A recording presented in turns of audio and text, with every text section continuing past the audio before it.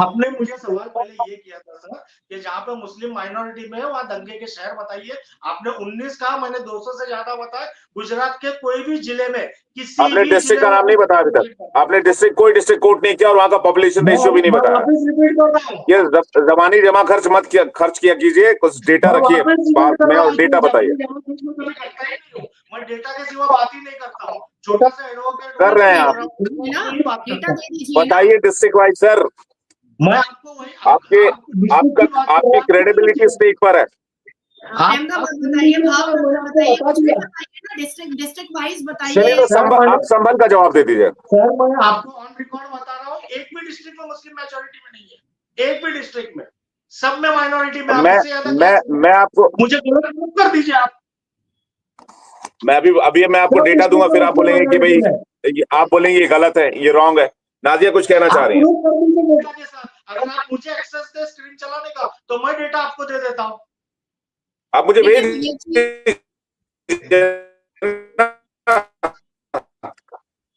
आपकी आवाज नाजिया। देखिए विवेक जी, बात बिल्कुल क्रिस्टल क्लियर है। मुसलमानों को अपने आसमानी किताब के हिसाब से इस पूरी पृथ्वी को इस्लामिक बनाना है, और इस्लामिक बनाने के लिए ये आतंकी हरकत करना कभी नहीं छोड़ेंगे, कभी नहीं छोड़ेंगे। ये तलवार पहनाने का काम और ये तलवार उठा करके सलवार उतरवाने का काम, ये इनके नस में बसा हुआ है, ये इनके नस नस में बसा हुआ है। हिंदुओं की प्रतिमा से, हिंदुओं के मंदिर से, हिंदुओं के सभ्यता और संस्कार से इनको हमेशा घृणा रही है, और इनके हर एक अंदाज और एक्टिविटीज में हम देखते हैं।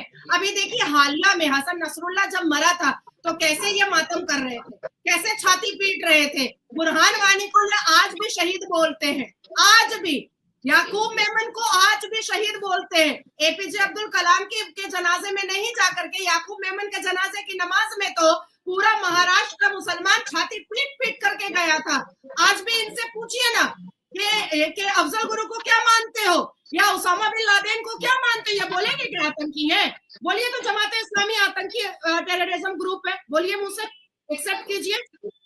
जमाते इस्लामी, ओसामा बिन लादेन एक आतंकवादी है। मोहम्मद की सेना, इस्लाम के जमात वाली, जमात इस्लामी सब आतंकी ग्रुप है। अरे बलात्कार करके अल्लाह को खुश किया जाता है, नाउजुबिल्लाह। बलात्कार करके किया जाता है, नाउजुबिल्लाह। इस महिला को रोकिए, इस्लाम इस महिला को रोकिए। पाप हो रहा है, सिर्फ गुनाह हो रहा है, और इस्लाम का ठेका ये लोग उठा कर रखते हैं। इस महिला को रोकिए। ठीक है, हाजी जुबैर कुछ कहना चाह रहे हैं। हाँ, ये महिला को रोकिए, अभद्र भाषा वापर रही है। मैं और तथ्य के साथ बात करती हूँ, ठीक है? महिला को रोकिए, कहे क्यों अभद्र भाषा बोल रही है? क्यों रुकूंगी मैं? ये गाली गलौज की भाषा वापर रही है। इसके बाद क्यों औकात है रोकने की? नाजिया एक सेकंड जवाब ले लेते हैं जी। आप हाजी जुबैर, क्या मेरा सवाल यह है कि क्या अगर मुस्लिम मेजॉरिटी वहां थी संभल में, तो क्या उनकी जिम्मेदारी नहीं बनती थी कि वो उस मंदिर के बारे में बताएं अपने हिंदू भाइयों को, या उनको इत्तला करें कि आप वहां जाकर पूजा कर सकते हैं? बहुत पुरानी मंदिर है जो दशकों से बंद पड़ा हुआ है। बहुत बेसिक सा सवाल पूछ रहा हूं मैं आपसे, कोई हिंदू मुसलमान वाली बात नहीं। बिल्कुल सर, अगर रिपोर्ट्स में आ जाता है तो वो मंदिर है तो वो सिर्फ मुसलमानों की नहीं, रिपोर्ट्स में क्या आएगा? यही तो दिक्कत है ना जुबैर भाई। बजरंगबली की मूर्ति दिख रही है और रातों रात तो आया नहीं होगा। कुएं रातों रात खुदे तो होंगे नहीं। सुप्रीम कोर्ट का जो जजमेंट है बाबरी मस्जिद का, अगर आप पढ़ेंगे उसको, सारी खुदाई तो इन फ्रंट ऑफ कैमरा हुई है। अब इसको जी हाजी जुबैर बोलिए। ठीक है नाजिया, एक सेकंड आ रहा हूँ, एक सेकंड जवाब ले ले इसका। सुप्रीम कोर्ट जाना चाह रहे हैं उस मंदिर के लिए। सुप्रीम कोर्ट का हम जब जजमेंट पढ़ेंगे बाबरी मस्जिद के लिए तो उसमें क्लियर मुसलमान पक्ष मस्जिद नहीं था सर, वो ढांचा था। नाजिया एक सेकंड प्लीज, उनको पूरा करने दीजिए ना, पूरा कीजिए। वो ढांचा तो हिंदूवादी लोग बोलते हैं, सुप्रीम कोर्ट उसको बाबरी मस्जिद उल्लेख करता है, तो मैं तो सुप्रीम कोर्ट की मानूंगा सर। आप ढांचा बोलिए, सुप्रीम कोर्ट उसको मस्जिद कहता है, वो तो हिंदुत्ववादी गुंडे उसको। अच्छा एक बात का और जवाब दे दीजिए जल्दी से। नहीं नाजिया एक सवाल में पूछना चाह रहा हूँ जल्दी से, लास्ट सवाल हाजी जुबैर के लिए। हाजी जुबैर, जब राम मंदिर के लिए जमीन अलॉट हुई सुप्रीम कोर्ट के उस वर्डिक्ट में, तो मस्जिद के लिए भी एक जमीन अलॉट हुई, आप लोगों ने कभी उस मस्जिद के बारे में सोचा कि वहां पर एक भव्य मस्जिद बननी चाहिए, बहुत बड़ी मस्जिद बननी चाहिए? आपको पता है उस मस्जिद में दुनिया की सबसे बड़ी कुरान रखवाने की तैयारी की जा रही है, वो भी सरकार की तरफ से। लेकिन आप लोग जैसे जो भी बुद्धिजीवी हैं मुस्लिम कम्युनिटी में, क्या आपने कभी कोई पहल की कि एक बहुत बड़ा मस्जिद वहां पर तामील करवाया जाए, जिसकी जो जिसका आकार, जिसका ढांचा पूरी दुनिया में सबसे ज्यादा खूबसूरत हो? कोई कभी कोशिश, या सिर्फ हिंदू मुसलमान? हाजी जुबैर। सबसे पहली बात, बाबरी मस्जिद के बार्गेन में या बाबरी मस्जिद के सेटलमेंट में जिस तरीके से उधर की कोर्ट्स ने या उधर की गवर्नमेंट्स ने कोई जगह अलॉट की, तो उस अलॉटमेंट को ही हम एक्सेप्ट नहीं करते एज अ अलॉटमेंट। उसकी वजह ये है कि एज ए एडवोकेट मुझे 2-3 वर्ड मैं आपको यूज कर लेता हूँ, 30 सेकंड लूंगा आपसे। बाबरी मस्जिद का जो विवाद कोर्ट में चल रहा था, वो एक जगह के टाइटल का इशू था। वो किसी मंदिर, किसी मस्जिद, किसी प्रॉपर्टी का या किसी धार्मिक चीज का नहीं था। वो टाइटल का इशू था कि उस जगह का ओनर मुस्लिम है या उस जगह का ओनर जो अखाड़े है उधर के वो है। ये सिर्फ टाइटल सूट था। अगर आप जजमेंट वो पढ़ेंगे तो उसमें दिख जाएगा। और टाइटल सूट के अंदर कोर्ट या तो एक पक्ष को टाइटल देंगे या तो दूसरे पक्ष को टाइटल देंगे। पेज नंबर बताइए, अब मैं चुप नहीं रहूंगी विवेक जी। बात जजमेंट का पेज नंबर बताइए, जजमेंट का पेज नंबर बताइए। मेरे पास जजमेंट का पेज नंबर बताइए। हवाबाजी और जाहिलाना हरकत यहाँ पर बेवकूफ की तरह, तमीज की तरह नादिया एक सेकंड, नादिया आप समझी नहीं। उन्होंने बहुत स्मार्टली मेरे सवाल को घुमा दिया। वो जब बात इस्लाम की करते हैं, इस्लाम की तारीफ करते हैं, इस्लाम की तरक्की की बात करते हैं, तो ये नहीं बताते हैं कि जो उनको जगह मिली उस पर मस्जिद तामील क्यों नहीं हुई अभी तक। इस सवाल को उन्होंने बहुत स्मार्टली घुमा दिया और चले गए राम मंदिर के वर्डिक्ट पर। आपने ये नहीं बताया हाजी जुबैर भाई कि भाई आपने उस जगह को अभी तक मस्जिद तामील करवाने में आप पीछे क्यों रह गए? मुझे उस बात को कंप्लीट करने दीजिए सर। आप कंप्लीट ना। सवाल पर आइए। आप जब इतनी मोहब्बत, आप बार बार जब बाबरी का नाम ले रहे हैं, एक तो पता नहीं बाबर से क्या इश्क मोहब्बत है आप लोगों को, दूसरी बात जब आपको जगह मिली है तो आप उस जगह कुछ करना क्यों नहीं चाहते, बनाना क्यों नहीं चाहते? ये आपके नियत और नीति दोनों पर सवाल उठाता जुबैर भाई। इसी का जवाब दे रहा हूं, आप जवाब कंप्लीट करने दीजिए मुझे। नहीं, फिर आप जाएंगे उसके वर्डिक्ट पर। आप मुझे बताइए बना क्यों नहीं अभी तक? करना नहीं चाहते? मिली है, आप बोलने ही नहीं दोगे मुझे। हंसता है ये। ठीक है, आपको ऐसा लगता है, आप पर्सनल मत जाइए मैडम, बिल्कुल पर्सनल मत जाइए। बेशरम होंगे आप, आपका खानदान। पेज नंबर बताओ, जजमेंट बताओ, पेज नंबर बताओ, जजमेंट का नंबर बताओ, पर्सनल नहीं जाना, पैराग्राफ नंबर बताओ, जाहिल। बेशरम तू और तेरा खानदान। नंबर बताओ, पेज नंबर। देखिए बात फैक्ट की हो रही है, पर्सनल मत होइए प्लीज। मैं आप दोनों से रिक्वेस्ट कर रहा हूँ, नहीं पर्सनल नहीं होना। एक सेकंड शांति बनाए रखिए, शांति बनाए रखिए सर, शांति बनाए रखिए सर, शांति बनाए रखिए। आप दोनों से रिक्वेस्ट, शांति बनाए रखिए। कोई वॉर नहीं हो रहा, रुक जाइए एक सेकंड प्लीज, रुक जाइए एक सेकंड। मुझे आप दोनों को स्क्रीन से हटाना होगा। रुक जाइए एक सेकंड। आप दोनों से रिक्वेस्ट कर रहा हूँ। Nadia please, Haji Zubair please, आप दोनों पेशेंस रखिए प्लीज, आप दोनों से कह रहा हूँ। मुझे वरना डिबेट एंड करना पड़ेगा। रुक जाइए प्लीज, मैं फाइनल एक आंसर तो ले लूंगा आप लोगों से। प्लीज सुनिए मेरी बात, प्लीज शांत हो गए। किया है उनके अंदर तो हम उस पर डिबेट कर सकते हैं। रही बात आप जो संभल के विषय के ऊपर योगी साहब ने कही, जो चीफ मिनिस्टर है पिछले 7.5-8 सालों से, तो ये बड़े हास्यास्पद बात है। और मैं समझता हूं कि जो विरोधी पक्ष के जो भी नेता है उनको उन्होंने इतना खाद्य दे दिया है बात करने के लिए कि उन्होंने खुद एक्सेप्ट कर लिया कि पिछले 8 सालों से हम बिल्कुल नाकाम रहे, ना हमको संबल दिखा, ना हमको मंदिर दिखा, ना हमको लोग दिखे। 8 साल बाद अचानक जब वहां पे एक राइट्स हो जाते हैं, उसके बाद से अचानक उनको वहां पे मंदिर दिखना चालू हुआ। तो 8 साल तक योगी जी, मोदी जी, अमित शाह जी और तमाम भाजपा, वीएचपी, बजरंग दल के जो गुंडे थे, ये क्या कर रहे थे? ये 8 साल तक क्या सो रहे थे? अचानक संभल के अंदर तनावपूर्ण माहौल होता है, एक कमीशन जाता है, कमीशन के पीछे नारे मारते हुए गुंडे जाते हैं और उसमें भगदड़ मचती है और उस भगदड़ के अंदर 5 मुसलमान शहीद हो जाते हैं, मार दिए जाते हैं, गोली चला दी जाती है। उसके बाद अचानक से उनको 8 साल बाद एक नींद आती है कि यहाँ पे मंदिर मिल रहा है। तो इसमें एक बहुत बड़ी कॉन्स्पिरेसी दिखती है और इस कॉन्स्पिरेसी के ऊपर भाजपा के प्रवक्ताओं ने जवाब देना चाहिए कि 8 साल तक वो क्या कर रहे थे। तो नादिया, आपको कॉन्स्पिरेसी नजर आती है अगेंस्ट मुस्लिम्स या फिर अगेंस्ट हिंदू कॉन्स्पिरेसी हुई संभल में 1978 से लेकर अभी तक? मैं इतिहास के सारे पन्ने खोलूंगी, लेकिन मैं चाहूंगी कि थोड़ा सा एटिकेट का लिहाज रखा जाए। जब साहब बोल रहे थे तो मैं खामोश थी, मैं अभी जब बोलूंगी तो वो अभद्र शब्दावली का इस्तेमाल बिल्कुल ना करें। सरकार, शासन, प्रशासन को चोर बोलने से पहले हमारे भारत के मुसलमान एक सेकंड में उनकी जुबान कांपती नहीं है। और अगर स्पेशली भारतीय जनता पार्टी की सरकार अगर किसी राज्य में हो तो उनको तो दिन रात कोसना मुसलमानों का काम है, उनका कर्तव्य बन चुका है। भारतीय जनता पार्टी के जितने भी मुख्यमंत्री हो उनको कोसना। अब जब इन मुसलमानों को मस्जिद के अंदर से रेप करते हुए पकड़ा जाता है तो ये छाती पीटने लगते हैं।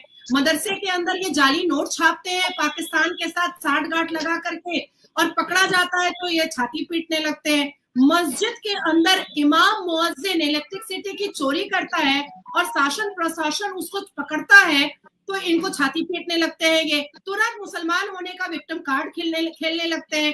सरकार को चोर बोलना इनके लिए बहुत अच्छा है, बहुत मजेदारी की बात है, लेकिन इमाम मुअज्जिन और हाफिज कुरान चोरी कर रहा है इलेक्ट्रिसिटी की, ये सुनने में इनको दर्द होने लगता है। मैं अपनी बात कंप्लीट कर लूं।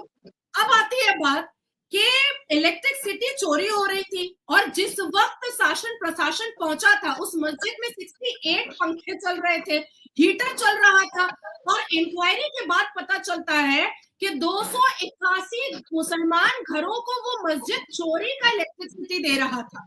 अब इतने में ही 46 साल पुराना एक मंदिर पता चलता है जिसमें हनुमान भगवान जी की प्रतिमा भी नजर आती है और वहां पर शिव मंदिर भी नजर आ जाती है।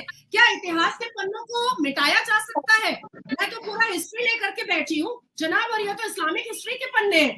क्या इतिहास के पन्नों को हटाया जा सकता है? 1976 से लेकर के 1978 तक में जो नरसंहार हुआ था हिंदुओं का संभल में, क्या वो इनकार किया जा सकता है? उसके बाद 1980 के मुरादाबाद की राइट के बाद जो हिंदुओं को वहां से पलायन करवाने के लिए मुसलमानों ने स्ट्रैटेजी और उम्मा का कॉन्सेप्ट खेला था, उससे भी कोई इनकार नहीं कर सकता। और ये इतिहास के पन्ने कह रहे हैं।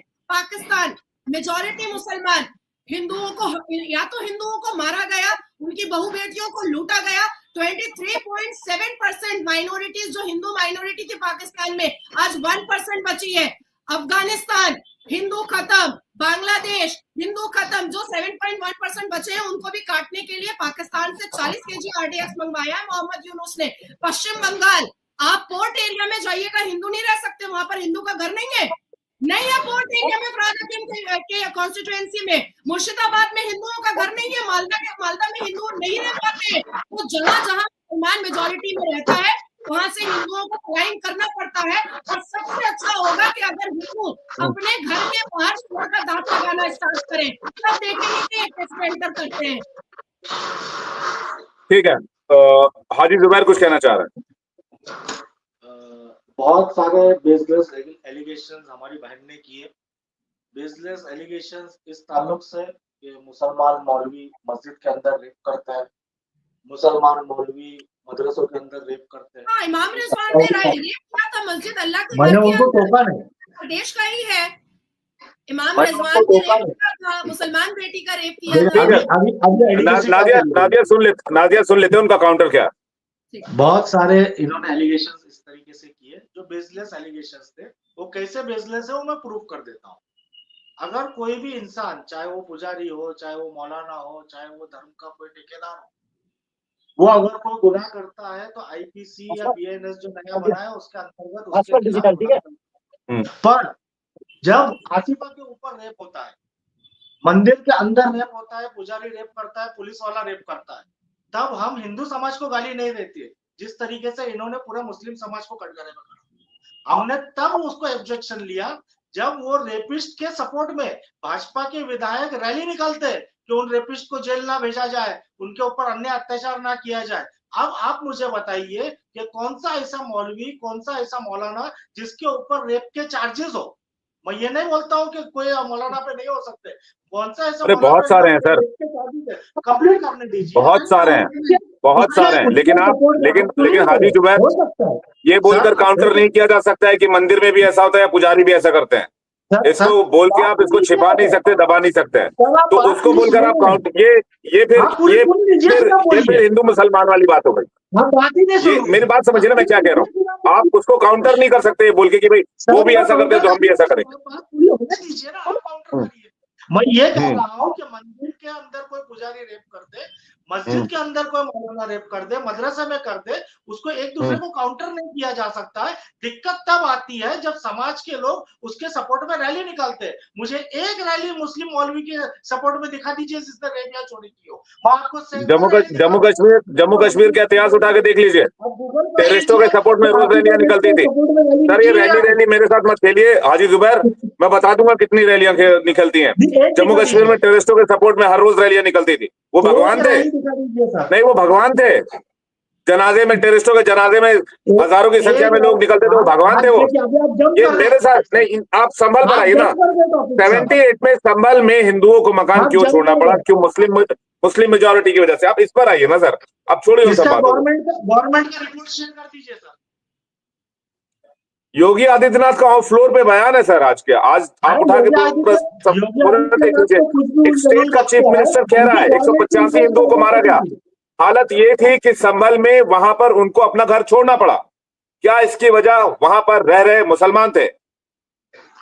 योगी आदित्यनाथ, हेमंत बिस्वा शर्मा एक ऐसे लाउड माउथ चीफ मिनिस्टर है भाजपा के जो उल जलूल बकते रहते हैं। ऑन रिकॉर्ड गालियां भी दी है उन्होंने, ऑन रिकॉर्ड गालियां दी है, वीडियोस ओपन है उनके। वो छोड़ दीजिए, उनकी गवर्नमेंट की एक रिपोर्ट हमको शायद बता दीजिए कि जिसमें पलायन का शब्द लिखा हुआ हो, या ऐसा कुछ भी मुंह खोल दो बक दो। सर 78 का पुलिस 78 का सर, ये जो बातें कह रहा हूं ना, 78 के जो इन्वेस्टिगेशन हुए ना, उसकी पुलिस फाइल्स में लिखा हुआ था। ये कोई हवाई बात नहीं है, और उसी को कोट किया गया सर। अब क्या बताऊं, कह तो रहा हूं, पुलिस इन्वेस्टिगेशन में बात सामने आई है। 185 हिंदुओं को मारा गया, तब जाकर वहां से पलायन कर गए सारे हिंदू फैमिली, और ऑन रिकॉर्ड बयान है। लेकिन सबूतों के अभाव में उन तमाम लोगों को बरी कर दिया गया जो इसके जिम्मेदार थे। और जज का रिमार्क बताता हूं हाजी जुबैर मेमन आपको, जज का रिमार्क ये था कि जिन लोगों को फांसी होनी चाहिए थी, सबूतों का अभाव में उनको बरी करना पड़ रहा है। ये अफसोसनाक है। अब बोलिए आप। सबूतों के अभाव में अगर जज ने उनको बरी किया है